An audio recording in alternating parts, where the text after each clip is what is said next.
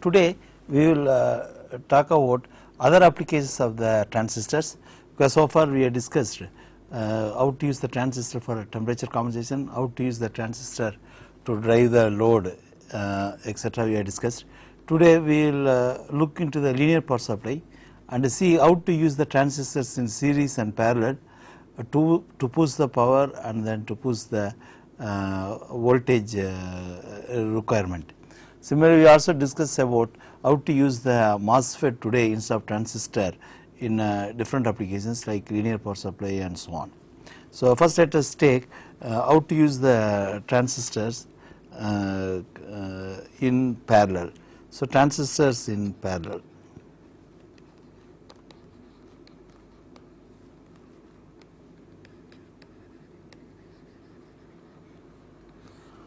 Because if you want to increase the power capacity, then it is essential to increase the put the transistors in parallel. Let us take a typical linear power supply and then see how we can do this.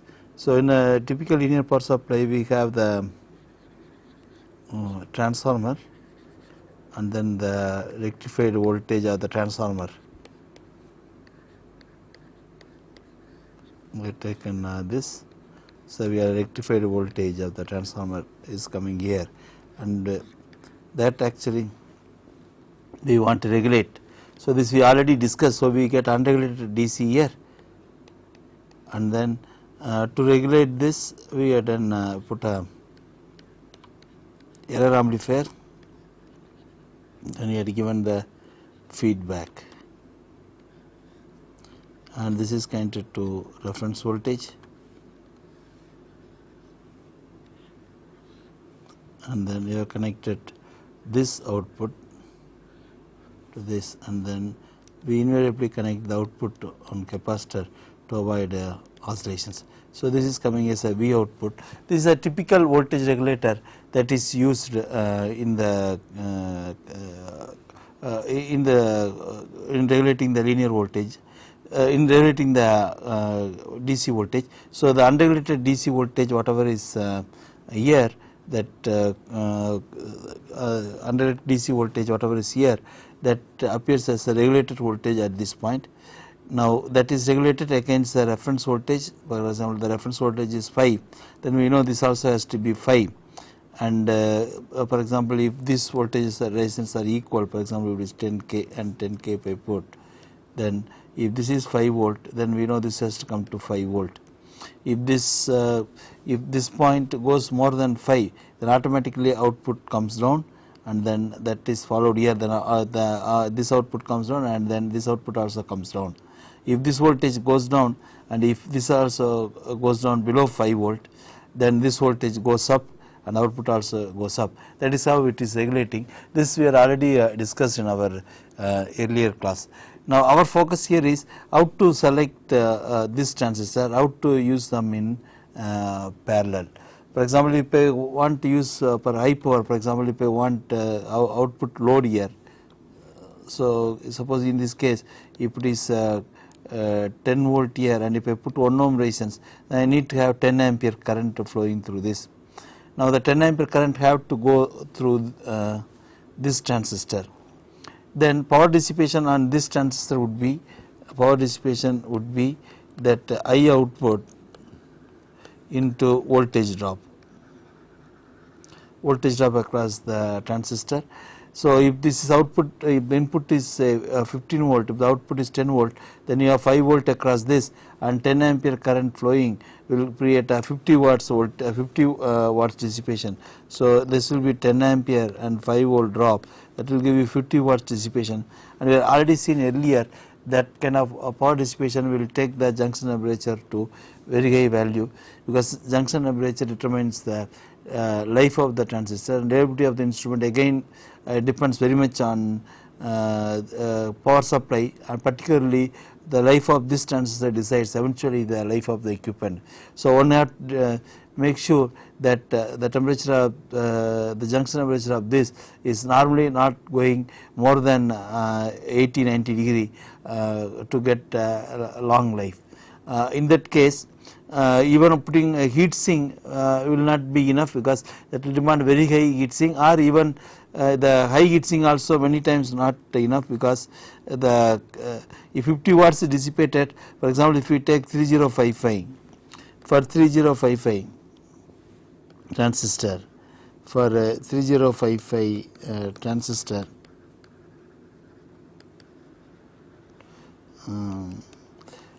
theta between junction to case, that is junction to case, it is 1.5 degree C per watt.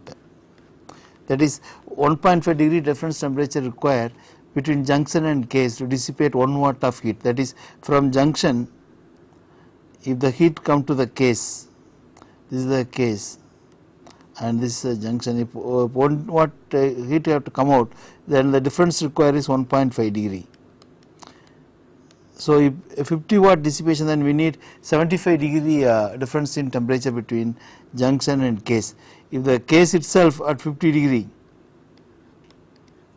then junction automatically will go 75 degree above this, that will take it to 125 degree, that will make the life of the transistor very short.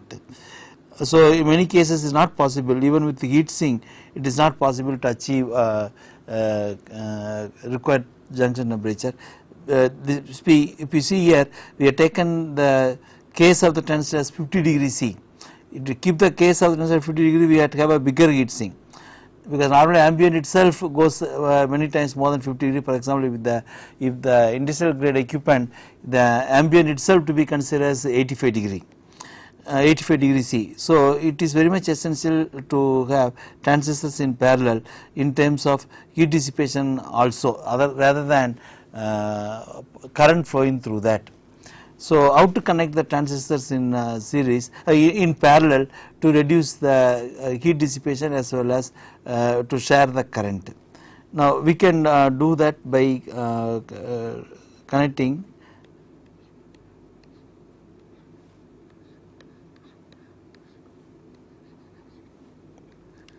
for example, two transistors connected here, the collector and collector can be joined, and then the emitters are joined through a resistance rather than shorting them directly, and then we join the bases together, and then this can be connected to the error amplifier, or it can be even driven through a Darlington pair. So, that is a V input, that is a V output, and then this is actually driven by the output of the amplifier, and the rest of the circuit is similar to what we have discussed so far. So, you connect the feedback here and the output here.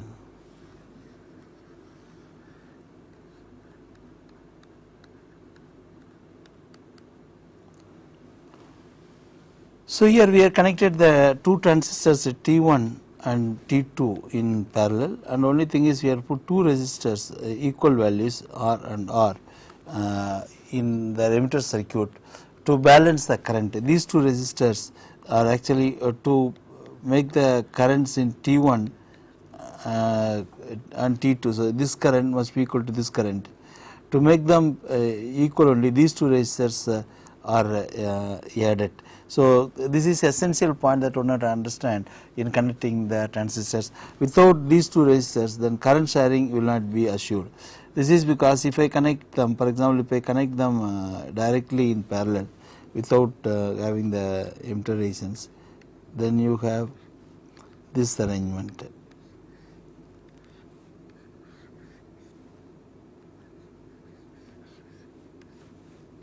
So, we put the V input here, and then we get the V output. Now, in this case, this is actually not acceptable circuit, because the bases are at the same potential, emitters are at the same potential, collectors are at the same potential. So, both the transistor will have same base emitter voltage. This transistor base emitter voltage is same as this base emitter voltage, equal to this base emitter voltage. But then if you look at the characteristics of the transistors, that base emitter voltage there will be a difference, because the for the same current, collector current, what is the required base emitter voltage for this and this, there will be a difference.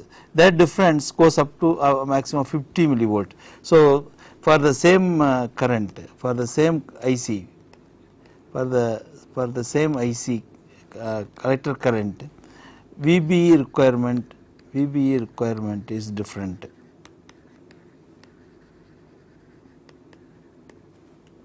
Is different for different transistors.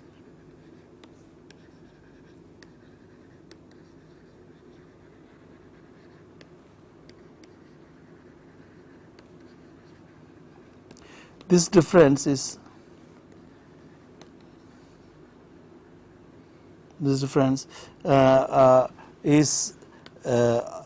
nearly 50 millivolt maximum difference. This difference is 50 millivolt maximum. That means we have to somehow take care of this 50 millivolt difference to make the current more or less equal. For that purpose only, when we are connecting them in parallel, we are adding the two resistors in the emitter equal values. So that is what we are doing. So we take this and connect the two resistors at the emitter, and then collectors can be joined. Now the bases can be joined. Now we know that the difference of 50 millivolt maximum exists between this base emitter and this base emitter.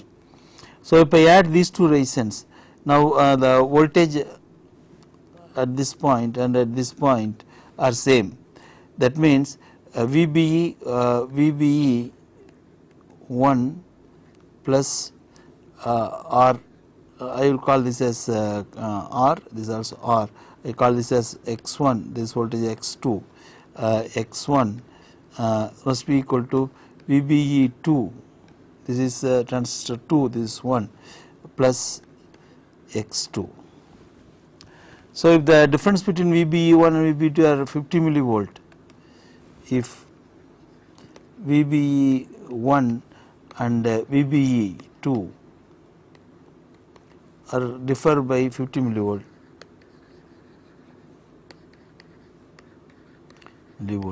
then X1 minus X2 will be 50 millivolt, or rather X1 minus difference is millivolt.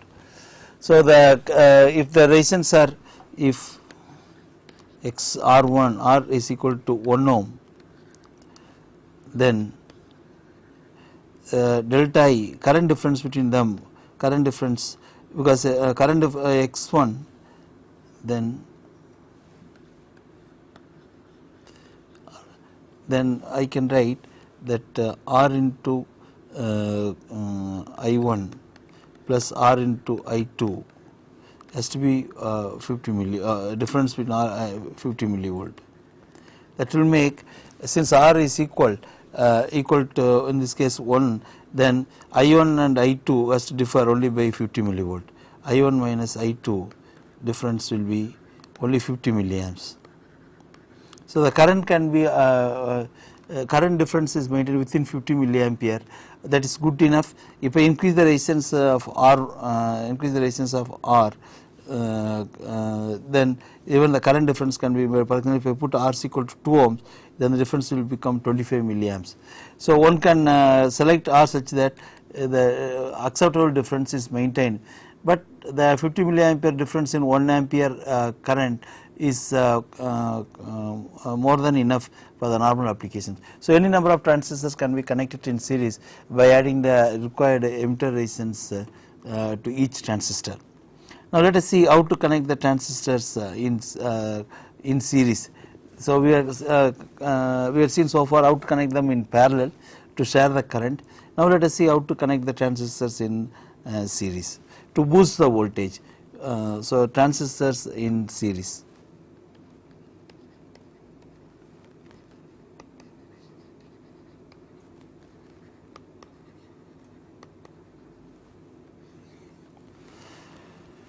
Now let us take again the linear power supply example that we have. For example, we have assume that we need to have high voltage power supply. Then our regular rectifier circuit is here. Assume I have a 1000-volt supply and I need only very low current. There is 1000-volt regulated voltage I need. In that case, how will I go about designing this circuit? For example, if it's high voltage power supply, I will actually connect the transistor like this. Then you have the output, and then to get a high voltage supply, then I have to reverse the design. So I have this, then you have error amplifier.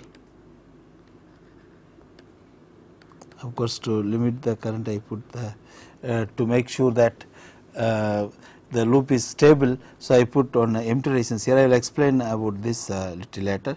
That we give the feedback. So in this case, it is connected to plus, and the minus is given to V reference. I give this one to V reference. So the supply maybe it can be taken from here, or it can be taken from a low voltage supply if it is available, because that we anyway have to give to this transistor. So the low this can be fed from the low voltage supply rather than from here. So I take this output, then I connect this. Maybe a low voltage winding that is provided in the transformer can help you to power up the Zener and operational amplifier. So this is a 5-volt Zener, and we want a 1000-volt DC here. So we have a output capacitor connected here to stabilize the loop. So if we take this circuit, this is a voltage regulator. It is a conventional linear regulator only. There is not much difference, except that we have put on this one is put in the reverse form, and we have also put on inverting transistor here to make it as a voltage regulator. Now if we see analyze the circuit how it is working, see the this point is kept at 5. So obviously this also had to be 5. So if the output voltage goes higher, then this voltage also will go high. If this goes high, then this output voltage will go high. The increase in voltage make this transistor to conduct more. This transistor conduct more, that current actually comes from here. So more current will flow through this. So if the voltage increases here, more current will flow through this. So the more current flowing through this, will develop a more voltage drop. So if you look at the voltage at this point, voltage at this point decreases when the current through this increases, because if this is 1000 volt and if it is 100 volt drop, then you will get 900 volt. If more current flows through this, then more voltage drop will be here and you will get only less voltage here. So eventually if this voltage increases, so this voltage increases, that increases the current through this, that increases the current through this, and that will decrease the voltage at this point, and you will also get less voltage. If the voltage at this point comes down, then voltage at this point also will come down, and current flowing through this will decrease, and make this voltage to go up, and the output voltage also will go up. So that is how the regulator works, and makes it, if this is at 5 volt, if this is at 5 volt, then this is also will be at 5 volt. So if I have, for example, 1K and 1K, then if I have 200K resistance here, then I will have approximately 1000 volt at this point, because 5 volt across this, and automatically 200 times, that is 1000 volt across this, and then you get 1500 volt. Normally we don't put on single resistance for 1000 volt. To limit the voltage rating, we put 3 or 4 resistance, such that the voltage rating is not exceeded, because the resistors have voltage rating as well as power rating. even if power rating is not exceeded, if the voltage rating exceeds, the resistors can break down, and then it will act like a short, and that will damage the IC, and the regulator also not going to work. So we may have to put normally about 250 volt is what normal resistor withstands. So you may have to put per 1000 volt 4 resistors in series, so that the voltage can be shared. Now in this case this will work all right only if this transistor whatever we have is having a voltage rating of more than 1000 volt, because we will soon see that in case if this is short circuited, we want to make sure that this is not going bad. For that we add the short circuit protection circuit, like for example we put the resistance here. So whatever current that is flowing through that will develop voltage across this. So to protect, give us short circuit protection, we add the transistor here and then connect to this. So this transistor now protects this transistor from short circuit protection, from short circuit. What really happens is when the short circuited, the output is short circuited, then large current flows through this. So as soon as the voltage across this exceeds more than 0.6, that is then the base emitter voltage exceeds more than 0.6, that makes this transistor to connect, the current flows through this. So whatever current that is coming here, that actually goes through this. So the current flows through this, the current flowing through that will develop a voltage across that will reduce the voltage at this point. So voltage at this point will come down automatically to make sure that the voltage at this point comes down. So as more current goes, so eventually if further current goes up, then this conducts further and make this voltage come down further. So eventually if this is 0 volt and this will sit at 0.6 and this will come to 1.2 volt. So current through this will go such that this voltage is down to 1.2 volt. That happens automatically. That is how short circuit protection is activated. So in that case, if you see when it is output is shorted, this is 0 volt, and if it is a 1000 volt regulator, this definitely will be more than 1000 volt. It may be 1100 volt. That means this transistor has to withstand 1100 volt. That VCE breakdown voltage should be more than 1100 volt. Then only the circuit will work. So we need to have a transistor which has sufficiently high beta so that the base current is small, and then it is able to withstand 1100 volt. Now instead of looking for such a transistor, which is difficult to get, one can have transistors connected in series to solve this problem. Now what can be done is, if I want to connect the transistors in series, we can do in the following manner. Like I can take, because we want to make say 350 volt transistors, if I have, I can put 4 of them in series, so that I will get 1000 each one 350 volt. That will make 1150 volt withstand capability. So I can put 4 transistors in series like this. Now when I put transistors, I put on Darlington also, so that the base current becomes small. So this also 300 volt only, each one is only 300 volt. So I connect this, each one on Darlington, and get the output. So this is our unregulated DC here. So you have the negligible base current, because if you need, we can put one more Darlington also if you want to reduce the base current here. So essentially, we have to have a Darlington pair arrangement such that the base current is negligible. This is essential for this design to be successful. So what I can do is, now I can add resistance equal values.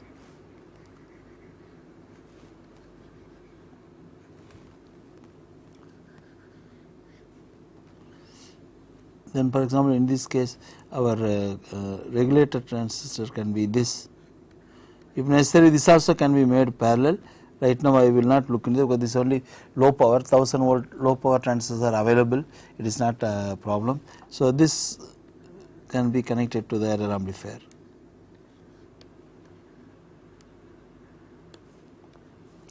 and the output we can connect to this,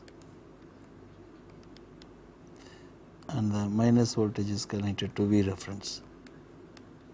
So that actually becomes V output.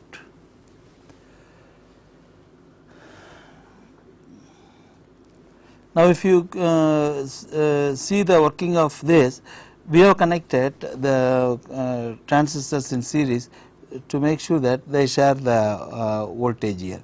Because we can use low voltage transistors many in series like this. Any number of transistors can be configured in series in the same format. So here for example we have put these resistors equal. So you have all these resistors are equal values. Now assuming that these currents are negligible, that you have I1, I2, I3 and I4.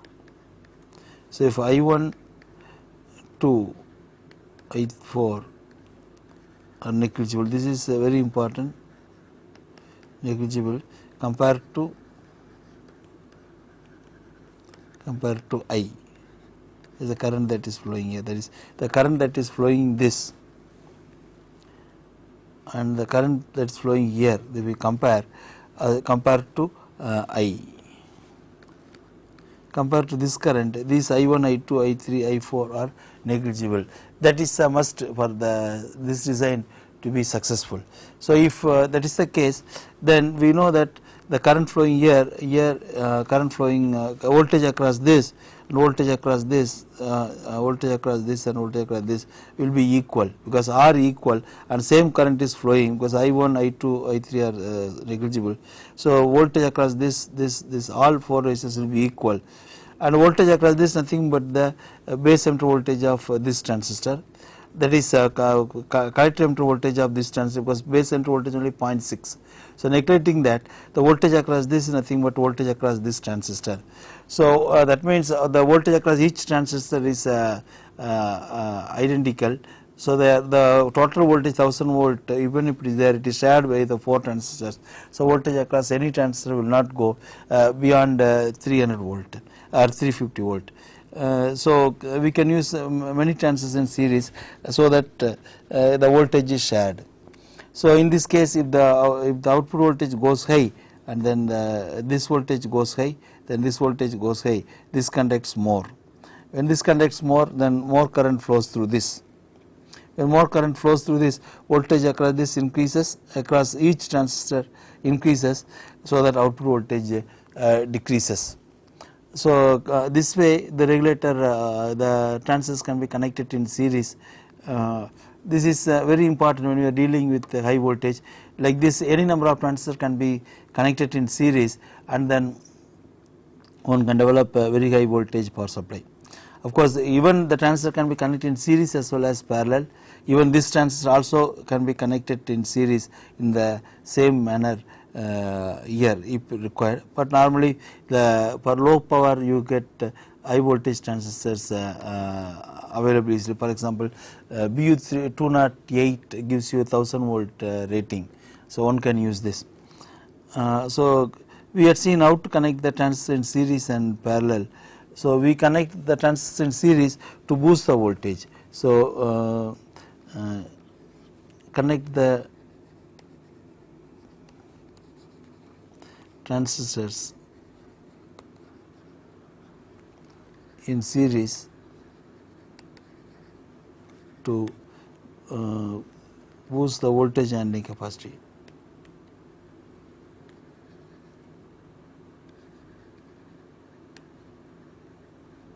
Voltage handling capacity of the circuit. Individual transistors are still handling only low voltage, but now we can construct a circuit which can handle much higher voltage. Then connect the transistors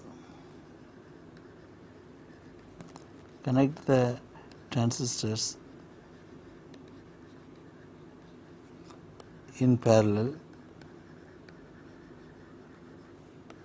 to boost the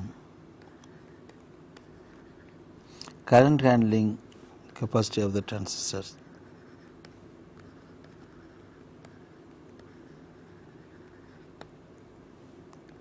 current handling capacity of the transistors.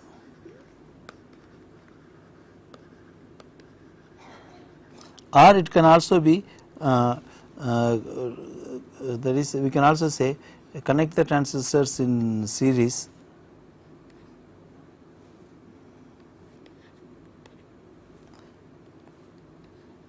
connect the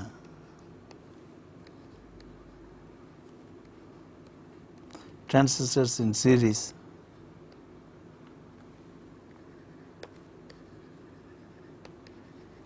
to reduce the heat dissipation. Transistors in parallel, sorry, connect the transistors in parallel to reduce the heat dissipation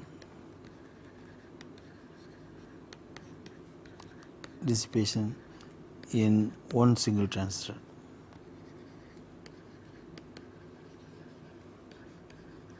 This is essential to see that the junction temperature is kept at junction is kept at low temperature. That is why we connect the transistors in parallel. So, one can connect the transistors in series or parallel without violating its working principle, and then we can derive the advantage of increasing the power or increasing the voltage rating. Now, let us see next how to use MOSFET effectively in analog circuits, because we had seen earlier how to use the MOSFET for switching applications, because we had seen both how to use the transistor as well as MOSFET for switching applications. Let us see how to use the MOSFET in linear supply. So, that will give an idea of the usage of MOSFET, and the usage of MOSFET is nowadays more and more in linear supply, because the MOSFET at advantage that voltage drop across that can be very small, not like transistors that for example, if you take 3055, it needs minimum of 3 volt across base and emitter when I current is flowing, whereas MOSFET even with 10 ampere current we will have only about 40-50 millivolt drop across that. So, low dropout regulators are being developed using MOSFETs. So, the MOSFETs are nowadays finding its way in linear power supply, particularly low dropout regulators. Let us see how to make a low dropout regulators using a power MOSFETs.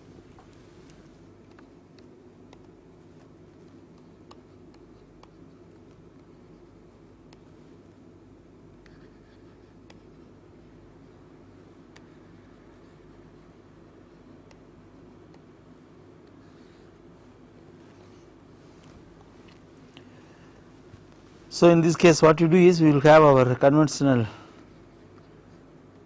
circuit, we have a transformer, then we have our rectifier circuit, then we will put our filter here. So, that gives you unregulated DC at this point. So, we got unregulated DC. Now, that is to be regulated. Only thing we do is we will not put our transistor. Instead of that, I will use a MOSFET. I will use a P channel. I will use a MOSFET here. Now, error amplifier. It have an error amplifier here.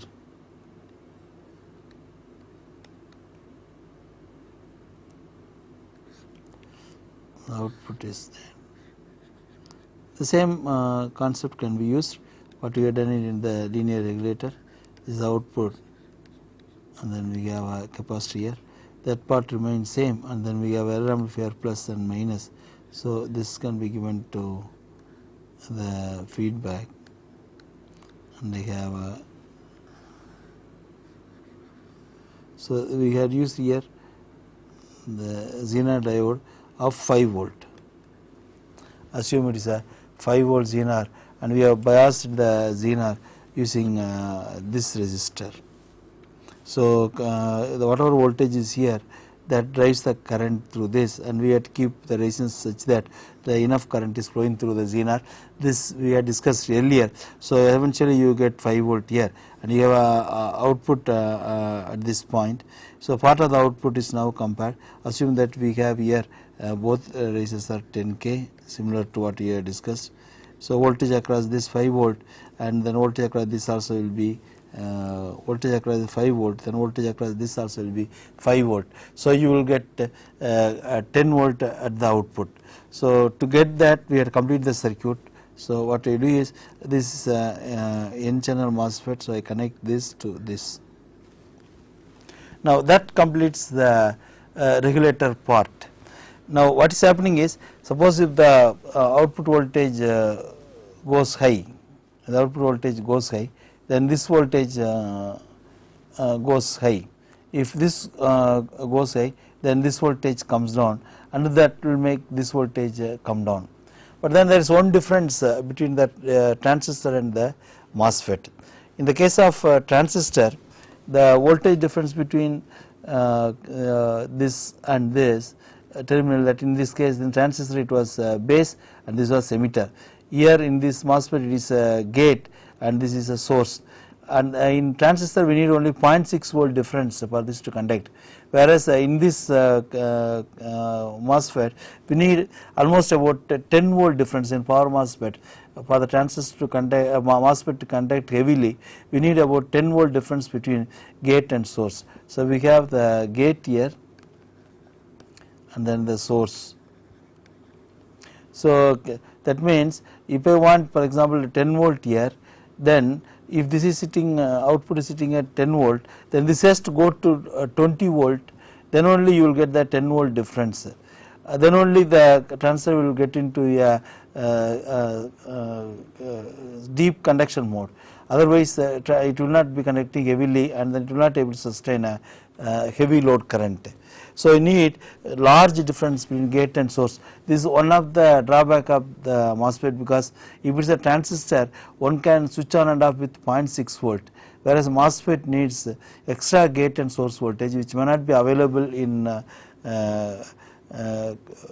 low voltage instruments. That is why the MOSFET is not extensively used in low voltage power supplies. Now in this case, all that required is I had to give a supply voltage here much higher than the 10 volt, at least 20 volt power supply required. So in normal case, what we do is the supply for this normally connected to this itself.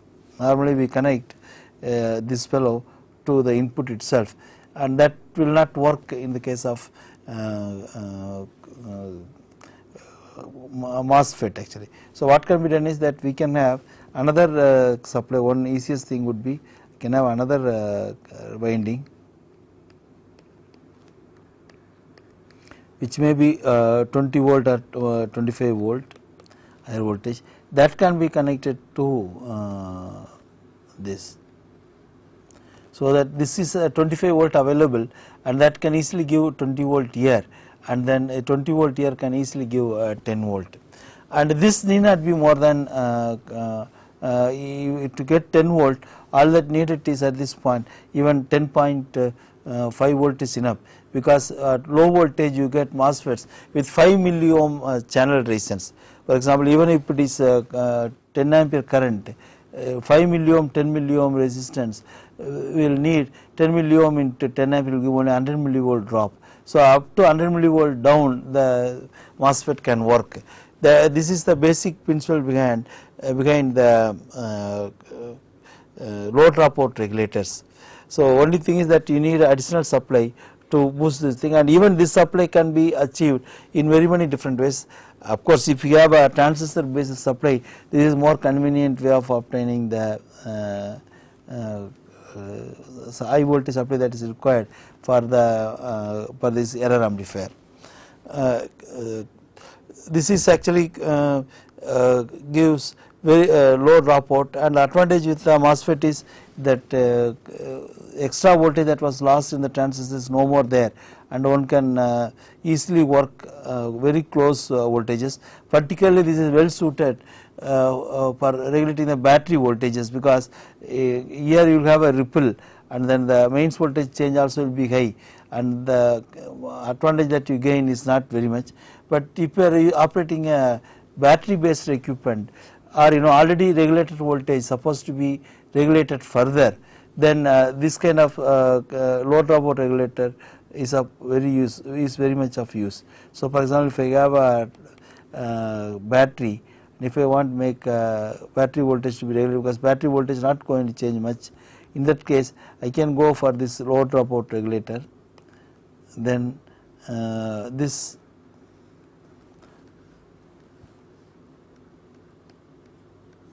output can be now compared with the reference.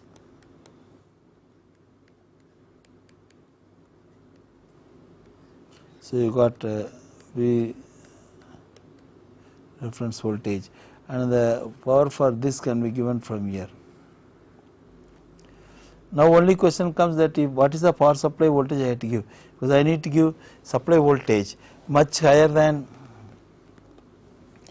if I connect this chap to this, the output of error amplifier to the MOSFET's gate. So I can connect this one to the gate and source. So if I need 10 volt here, and if this is 12 volt battery, then if you get 10 volt, then I need around 20 volt at this point, and this need to go up to 20 volt. So 20 volt cannot be obtained from this 12 volt I cannot connect here to get 20 volt.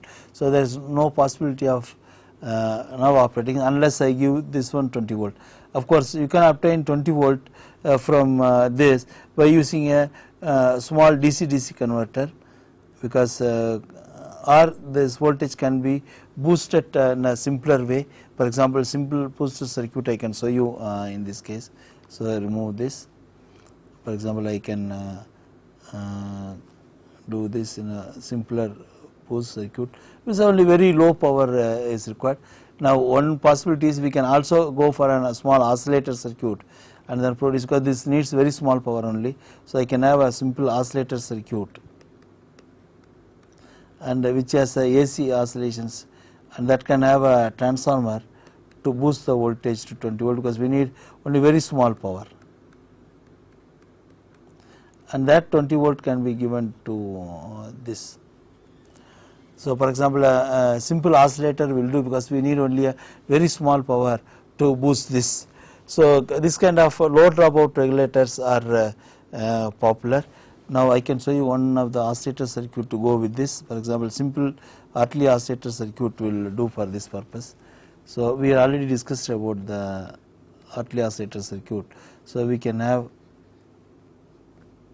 for example, 12 volt, because the power level what is required is very small. So in that case one can use this kind of oscillator circuit and have this, and you can have a secondary which is stepped up, and this can be used to rectify and get a DC voltage. Having a small resistance helps here, and this can go 20 volt, and a few milliampere current can be easily achieved in this circuit. These are basically Hartley oscillator circuit, which again we have discussed earlier. So the Hartley oscillator can be also used to increase the to power the error amplifier, because error amplifier needs much higher voltage than the battery voltage. So the battery voltage is fed here, and you got higher voltage at this point. So the this way the MOSFET can be used in the place of transistor, and the MOSFET gives you better performance, because the voltage drop across the MOSFET is smaller compared to the transistor, and then the gate current is very small. But then the disadvantage of having higher gate voltage compared to the source is a disadvantage there with MOSFET, which was not there in the transistor. Of course that can be handled by using a oscillator circuit like this. So now let us see how to provide a short circuit protection for MOSFET, because MOSFET is used in many switching applications as well. Like for example, I may be using a MOSFET to switch I loads. For example, I may have a high voltage, for example 100 volt, and then I have a load, and then I want instead of transistor I want to use the MOSFET to switch this. So I use this. So here for example I give a voltage with respect to ground, say I have 15 volt, I give say 15 volt DC, then the MOSFET is on, and if I give 0 volt to this, for example I remove this and then connect to 0, then the MOSFET actually goes off. So I can make it on off using the applying the gate voltage, that if 15 volt is given, MOSFET goes on and the load conducts, and if I give 0 volt, then MOSFET goes off and then no power is delivered into the load. So one can use the MOSFET to make it MOSFET as a switch rather than the transistor. However, in this case we had give a protection for MOSFET, because if you take this load, in case if the load is short circuited, and assume that I had given a voltage to this MOSFET to make it on, I connected this 15 volt, then the MOSFET is on, and in case if it is short circuited, then a huge current flows through that and then the MOSFET goes bad. So it is essential that we give a short circuit protection to the MOSFET. So how to provide a short circuit protection is one of the important problem. So short circuit protection for MOSFET.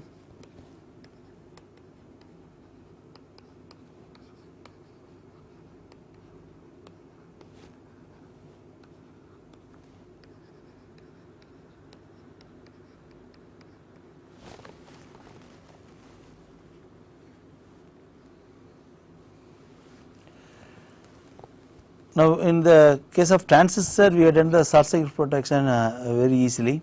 The MOSFET short circuit protection is little cumbersome, and also we had to see how to protect without giving too much of power. Now the same logic what we had used in the transistor can also be used first in the MOSFET. For example, in the case of transistor, what we had done was, if this load, for example 100 volt, then short circuit protection is provided like this. We have done and connected this, so our drive voltage was diverted out. For example, this is what we have done to protect the transistor from short circuit. In this case, if this load is short circuited, for example if there is a short circuit here, then I current goes through that. Then if the voltage at this point goes more than 0.6, it goes more than 0.6, then this transistor start conducting, and then whatever current is flowing, now this conduction current actually comes from here. So large current flows through this, that makes this voltage to decrease, and that makes this voltage to decrease, and the conduction here also decreases. So eventually, for example, if I put here 1 ohm resistance, then voltage at this point cannot go more than 0.6. That means current through this cannot be more than 0.6 amps, because voltage at the base emitter cannot go more than 0.6. So VBE is equal to 0.6 volt, that is equal to I into R, that is this R. So if R is 1 ohm, that I into 1 ohm.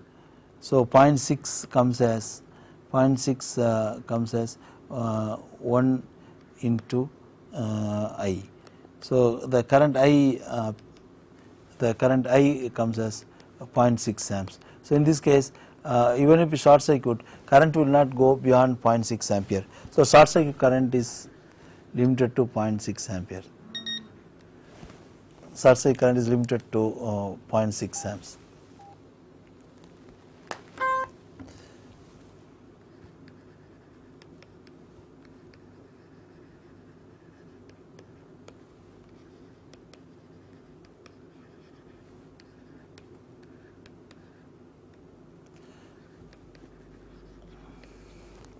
Now the same technique can be used even in the MOSFET. The MOSFET, what can be done is that if I take the MOSFET case, I put the resistance to ground, then assume this is the load and this is the supply voltage, the drive voltage here. Now the MOSFET, assume that I connected through a resistance to the gate, then the same circuit works all right.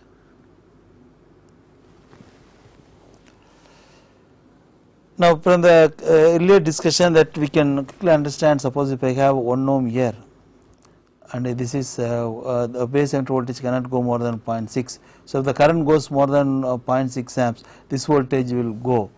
This voltage will go beyond 0.6 volt.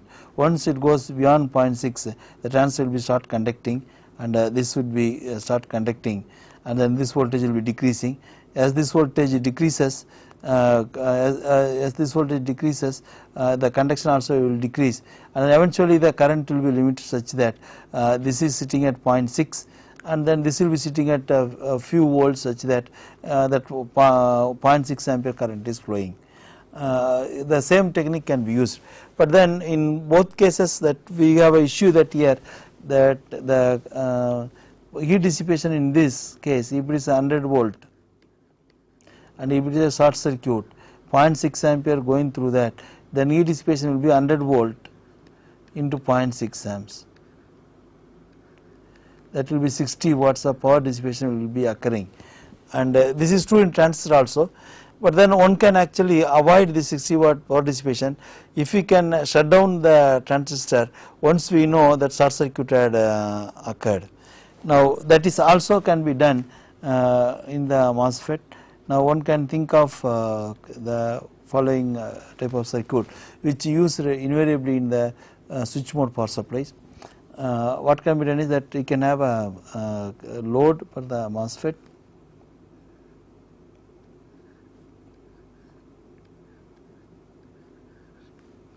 Now I can retain this because this is very quick in acting. I can have a load here, then connect to the source which is say 100 volt. Then our regular transistor also can be put here, that our short circuit linear power supply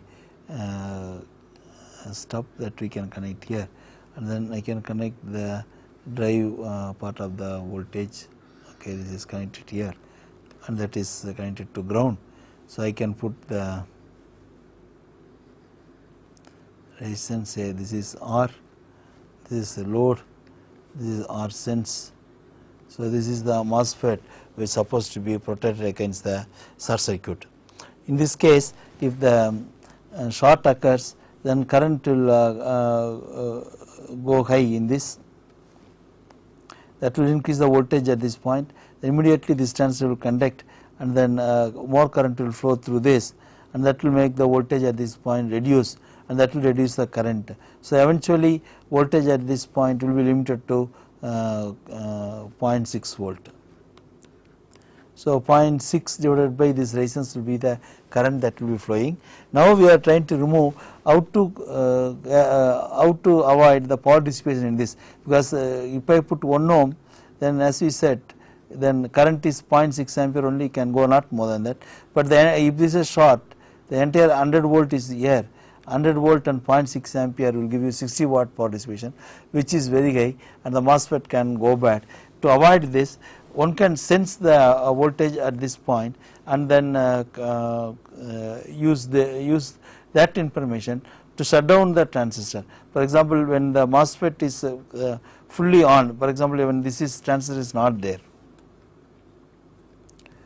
and if I am switching it on, then voltage across the device will be only a few millivolt. For example, if it is 1 ampere current and if I use a MOSFET of 10 milliohm resistance, channel resistance, then you will have only 10 or 20 millivolt, 10 millivolt drop only there. So and then you have some voltage drop across the depending upon the resistance. So voltage at this point will be always voltage at this point is always lower.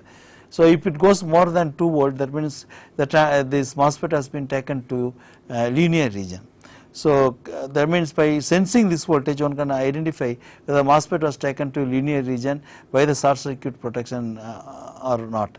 So because when this transistor is activated, because of the high current, when this transistor is activated, this voltage is decreasing and the MOSFET is taken to a linear region, and then voltage at this point goes up much more than 2 volt. So I can say if the voltage at this point goes more than 2 volt, the MOSFET is taken to a higher level. So one can sense this voltage, and if the voltage is higher than the prescribed amount, say 2 volt, that I can set the reference. So when the voltage goes higher than that, then output goes high, and then one can actually remove at the source itself the source drive itself can be removed. So once the drive is removed, then automatically no switching takes place and MOSFET goes off. Of course we have to have a latch such that once it goes high, that it never comes back again. So that kind of arrangement can be done. This kind of thing is done in switch mode power supply, so that the MOSFET is not get damaged. And this, in that case, this will act as a quick current limiter, because if I use without this, if I use only this technique, for example I had put a latch here, so if I put this one, for example I put a latch here,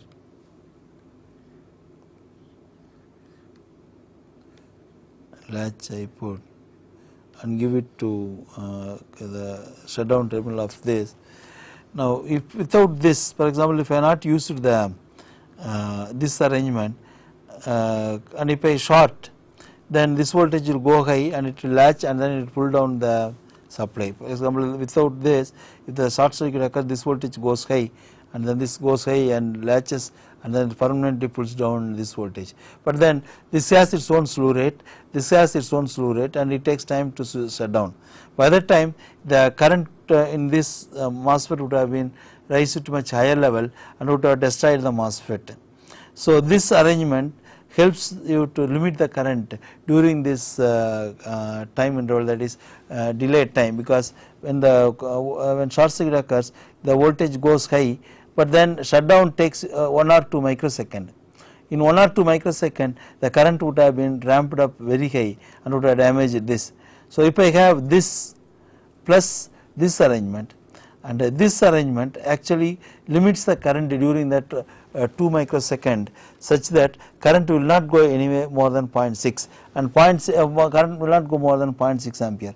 So the current is limited to 0.6 ampere, and then this takes over and switches off the source itself, and that way the MOSFET can be protected without damage. So this combination of shutdown plus current limiting is a useful technique in MOSFET for protection. Now we can see this kind of circuit in detail probably in the next class, how to provide a latch and do this. I can take one switch mode power supply example and explain how how one can protect a MOSFET against short circuit.